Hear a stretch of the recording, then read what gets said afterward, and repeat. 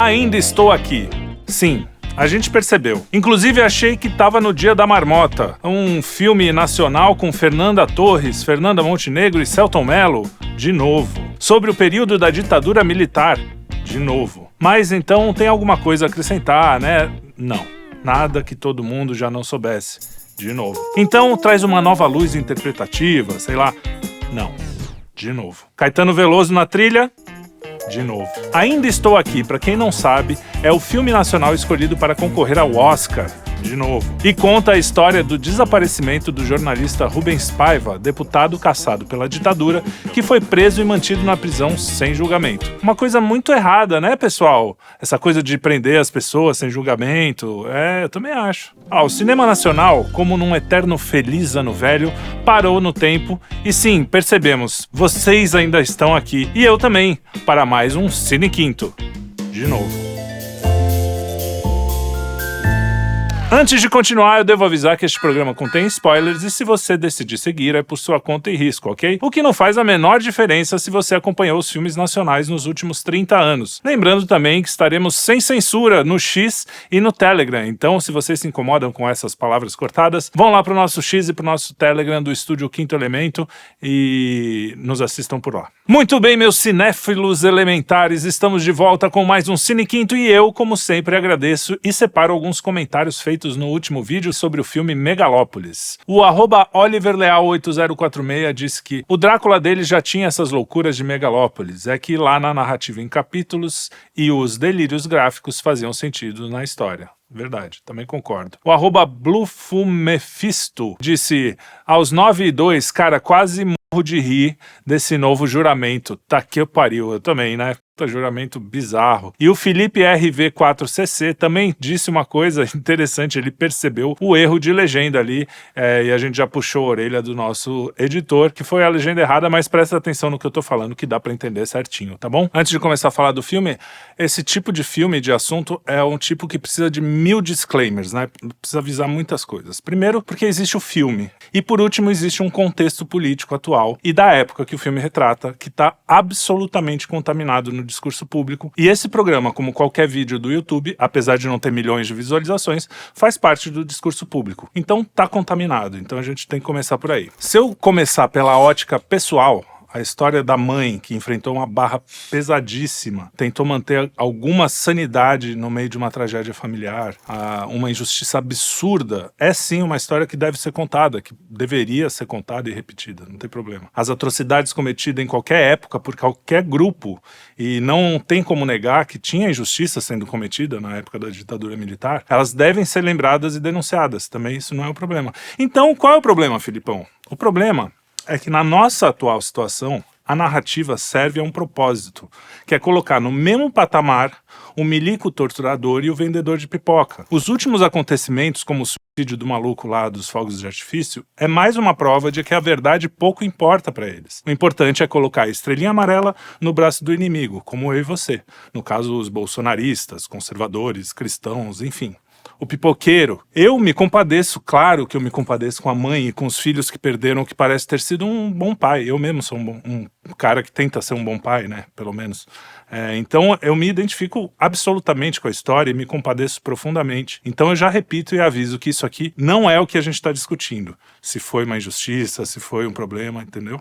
Então, vamos lá. Bom, deixa eu contar então rapidamente a história do filme. O filme foi baseado no livro autobiográfico do Marcelo Rubens Paiva, com o mesmo nome, e a trama conta a história de Eunice Paiva, interpretada por Fernanda Torres e Fernanda Montenegro, depois quando ela envelhece, que enfrenta a prisão e o desaparecimento do seu marido, o deputado Rubens Paiva, durante a ditadura militar, no início da década de 70. Ela mesma ficou presa por alguns dias nesse período. Após esse evento traumático, Eunice busca proteger a integridade física e emocional dos seus filhos e, nessa busca, acaba se tornando uma importante advogada e ativista. O filme foi escolhido para representar o Brasil na disputa por uma vaga na categoria de melhor filme internacional no Oscar de 2025. Além de Fernanda Torres e Fernanda Montenegro, o elenco conta com Selton Mello no papel de Rubens Paiva. Ele tá muito bem, por sinal. A narrativa aborda temas como perda, coragem, resiliência, revisitando mais uma vez o período da ditadura militar que durou entre 64 e 84 no Brasil.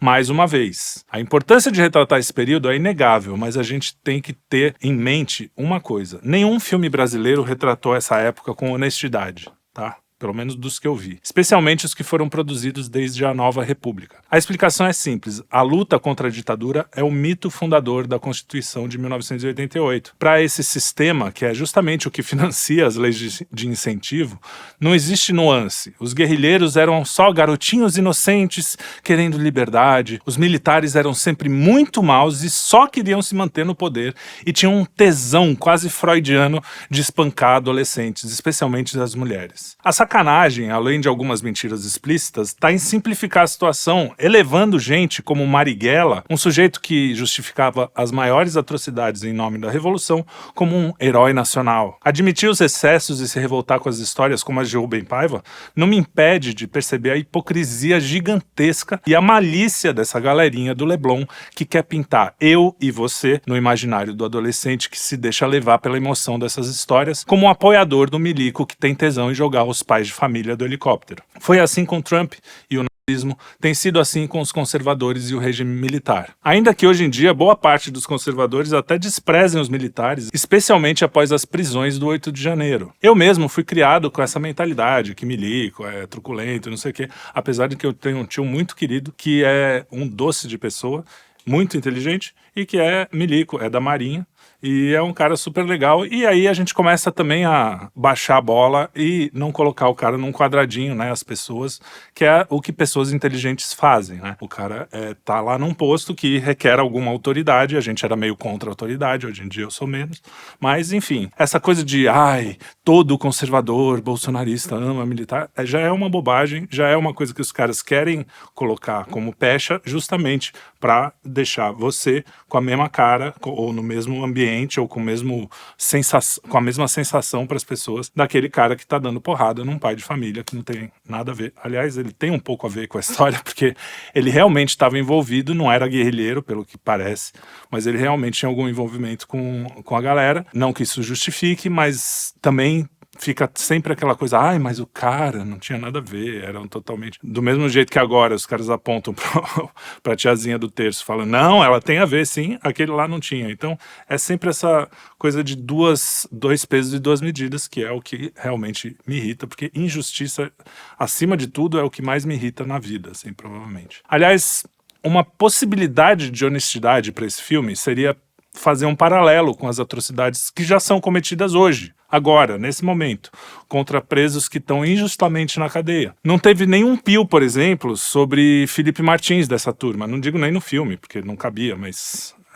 ele continuou em prisão domiciliar, mesmo tendo comprovado o absurdo das acusações contra ele. Milhares de pessoas sem julgamento, pais, mães, mulheres, idosas, já morreu sob custódia do governo da prisão. Aliás, é interessante até encontrar as críticas involuntárias que deixam ainda mais explícitas a hipocrisia do filme. Em um determinado momento, a Eunice, né, a Fernanda Torres, diz algo como: como é que pode um pai ser retirado dos seus filhos por causa de notícias falsas espalhadas pela grande mídia? Como é que pode, né, Fernandinha? Eu também acho. Como é que pode? Em outro momento, a filha pergunta para o pai sobre o sequestro do embaixador suíço por terroristas. Esses sim, terroristas que jogavam bomba real e não fogos de artifício, como as que mataram Mário Kozel. Ela pergunta assim: o que vai acontecer se eles não soltarem os presos, né, a menininha? E o pai responde: a essa hora o embaixador tá com um charuto na boca junto com eles. Que fofos, né, os sequestradores, né? Você vê, só um monte de jovem que só queria um mundo melhor, né, sequestrando, matando, jogando bomba, enfim. Violência mesmo é uma cabeleireira. Perder a convivência dos filhos por 17 anos, eu nem sei se mudou essa pena aí, mas enfim, por um tempo absurdo, por escrever "perdeu o mané" com batom na estátua da justiça em frente ao STF. Enfim, vamos para o filme. O filme é um filme ok, no quesito filmes estrangeiros que concorrem ao Oscar, sabe? Esse tipinho. É um filme... não ofende, a não ser por essas coisas políticas, mas é um filme correto, vamos dizer assim. Mas assim, beira às vezes, tem cenas que beira o Malhação, beira aquelas séries da Globo, tipo Anos Incríveis, Anos Rebeldes. É bem assim, não é correto e sem alma, Basicamente isso. As atuações são fracas, mesmo a Fernanda Torres, que tá sendo super elogiada, não vejo uma mudança dela no decorrer do filme. Pô, ela tem, de repente, o filme tem uma narrativa que é o paraíso na Terra, que realmente eles tinham uma vida muito boa ali, no Rio de Janeiro dos anos 70, que vira um inferno. E antes ela já era meio mala, assim, já era meio... Apesar de ela... É engraçado, né? Porque no texto ela fala, não vamos tirar foto sem sorrir, mesmo com tudo difícil, vamos tirar a foto pro jornal, todos sorrindo, todo mundo sorrindo. Nossa, é muita dignidade, né? Bom, mas ela tá com uma atuação forçada e eu acho que sem sutileza. Uma vez que, mesmo antes de tudo acontecer, já existe uma gravidade nela. Como disse um amigo, abre aspas, gente... Eu não vou citar o nome, porque eu não sei se eu não pedi permissão, mas eu vou falar. Falou, gente, é só ver a cara da Fernanda Montenegro no trailer. Aquela cara de, a ditadura conseguiu me tirar muita coisa, mas não tirou minha dignidade. Deus me livre de ficar vendo a cara digna da Fernanda Montenegro ampliada numa tela de cinema. Aliás, faço minhas suas palavras. Como tem dignidade, né? A esquerda cinematográfica, eles não têm defeitos, são pessoas muito dignas. Da filha caçula até o jornalista experiente. Todos têm a dignidade de uma criança de 5 anos de fanfic do Twitter, sabe? Aquela criancinha que fala pro carinha do caixa quando ele fala alguma bobagem. É esse tipo de dignidade que o cinema nacional dá pra esquerda brasileira. E a gente conhece, eu conheço um bando de esquerdistas e eu sei que não tem toda essa dignidade, não mesmo, tá? Aliás, eu já fui, já estive lá. Isso aí nada mais é do que sinalização de virtude, aquela coisa linda que esquerdista adora, né? Bom, uma coisa bacana... para falar alguma coisa bacana desse filme, é o retrato da classe média alta do Rio de Janeiro nos anos 70. Uma coisa que o Walter Salles entende, né? Na verdade, ele é rico, mas ele deve ter frequentado esses círculos. O espírito do tempo tá bem no filme desses anos 70, as roupas, os carros, o cenário, isso é muito bem feito. Parabéns ao pessoal lá, tá? Foi o que mais me chamou a atenção ao filme positivamente. Apesar de que parece que nos anos 70, no cinema nacional, todo mundo só via Tropicália, né? Não tinha o cara que ouvia o Valdir Soriano, as coisas que o pessoal ouvia. É só aquele som classe média alta Rio de Janeiro. Mas tudo bem, é o universo que ele tá retratando mesmo, afinal. É engraçado ver também a denúncia da truculência policial, né? Que eles denunciam muito isso, vindo de uma galera que até ontem estava aplaudindo o policial prendendo gente que estava andando na praia, ou então a truculência policial proibindo missa, fechando comércio, não só no Brasil, no mundo inteiro. E eles lá aplaudindo, nossa, né? Tem que fazer isso mesmo, afinal de contas as pessoas podem pegar uma gripe. Enfim. Uma coisa que me deixa feliz é ver o quanto eu amadureci nessa vida. O Felipe do Antigo Testamento ia ter achado esse filme o máximo, ia estar na internet falando, nossa, todo mundo precisa ver. Aliás, eu fui ver se não tinha sobras de tinta verde e amarela na minha cara quando acabou o filme, porque a impressão que eu tinha é que eu ia sair de lá correndo para assistir o Video Music Awards, apresentado pela Marisa Hort, né, cujo clipe, inclusive, vencedor da noite, foi dirigido pelo Andrusha Waddington, sei lá, que no filme, né, nesse filme que eu fui assistir, na sessão que eu fui assistir, tinha um filme também nos trailers, um filme sobre uma senhora que filma os bandidos da janela de casa. Aliás, a senhora que é tcharam, Fernanda Montenegro. Afinal de contas, né, o cinema nacional é muito criativo ao fazer castings. Aliás, ver o nome na tela e o trailer de outro filme, né, desse outro filme estrelado pela Fernanda Montenegro, me fez pensar assim, meu Deus, será que o cinema brasileiro tá no dia da marmota? O filme falando sobre ditadura militar foi produzido pela Daniela Thomas, dirigido pelo Walter Salles, estrelado por Fernanda Torres, Fernanda Montenegro, Selton Mello, todos muito talentosos, tudo bem, não? Mas merda, bicho.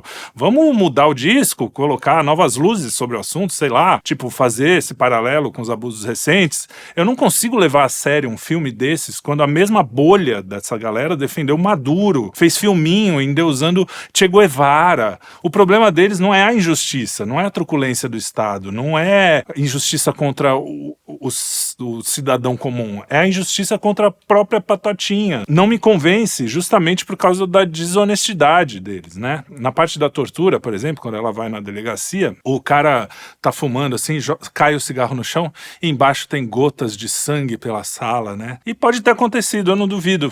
Aliás, você nunca vai me ver duvidando da maldade humana. O ser humano é capaz de coisas horríveis. Mas aí, como são vocês, essa turminha aí, que tá contando essa história, e vocês têm sido tão, mas tão desonestos, eu acabo duvidando, falando, pô, será que isso aí não é exagero? Será que... Porque mesmo que seja real, entendeu? Então, vocês prejudicam até as suas verdades, ou possíveis verdades, que querem denunciar quando vocês fazem esse joguinho. A citação que eles pensam ser super cool também, né?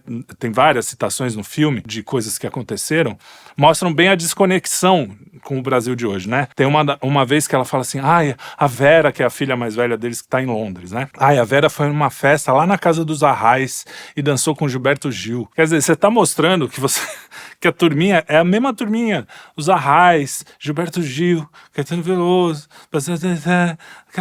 é sempre o mesmo círculo de pessoas, e tudo bem, sei que houve injustiça, já falei 1000 vezes, mas cara, a gente tá falando disso há 40 anos, não é possível, entendeu?